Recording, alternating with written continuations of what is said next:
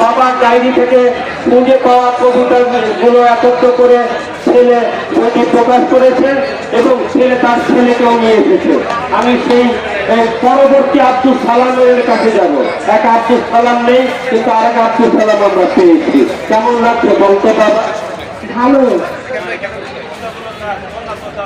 আমার বাবা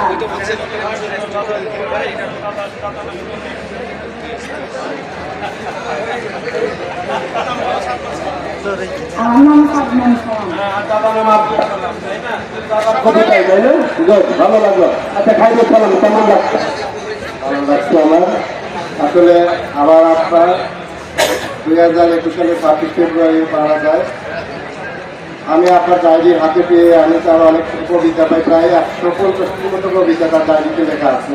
তার মধ্যে বোধহয় 52টা কবিতা এই বইয়ে প্রকাশিত হয়েছে। আমি এর জন্য খুবই আনন্দিত যে আমার মৃত্যুর পর তার স্মৃতি সংরক্ষণ, তার কবিতাগুলো যাতে আজীবন থেকে যায় পৃথিবীর বুকে, সেজন্য আমি কবিতা বইটি প্রকাশের উদ্যোগ নিয়েছিলাম এবং প্রিয়জন সাহিত্য প্রকাশনীর সহযোগিতায় এই বইটি প্রকাশ করতে পেরেছি বলে আমি প্রিয়জন সাহিত্য প্রকাশনীর কর্মকারকে আমি ধন্যবাদ জানাই। আমি আগামীতেও আমার আপনার আরও যে কবিতাগুলো রয়েছে সেগুলো আমি প্রকাশ করব ইনশাল্লাহ, আপনারা দোয়া করবেন। এই বলে আমি আমার বক্তব্য শেষ করছি।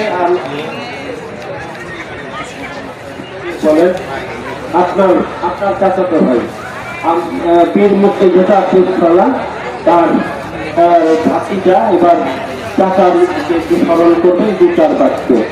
চমৎকার তথ্য। আমার তো মনে হয় আব্দুল সালাম সাহেব স্কুলের মতো খুব আনন্দে আছেন পরপারে। বাংলা একাডেমি বইমেলার এই অনুষ্ঠানে আমি জাতির শ্রেষ্ঠ সন্তান বীর মুক্তিযোদ্ধা আব্দুল সালামের রেখে যাওয়া কবিতা আজকে কাছের মাধ্যমে প্রকাশ পেয়েছে।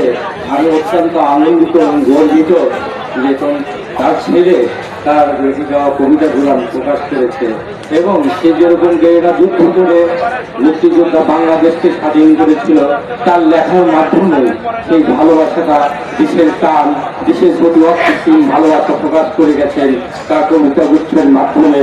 আপনারা সবাই কবিতাগুলো পড়বেন এবং দেশকে ভালোবাসবেন। বাংলাদেশকে কতটা ভালোবেসে তারা যুদ্ধ করেছিল, আত্মহতি দিয়েছিল, তাদের এই বইগুলোর মাধ্যমে সেগুলো প্রকাশ পাবে। ধন্যবাদ সবাইকে। বইটি পড়ার জন্য বইটি সংগ্রহ করবেন প্রিয়জন প্রকাশ সাহিত্য প্রকাশনা কেন্দ্র থেকে 69 এবং 70 স্টল থেকে এবং পড়বেন, উপকৃত হবেন। সবাইকে ধন্যবাদ, অকৃত্রিম ভালোবাসা, সালাম।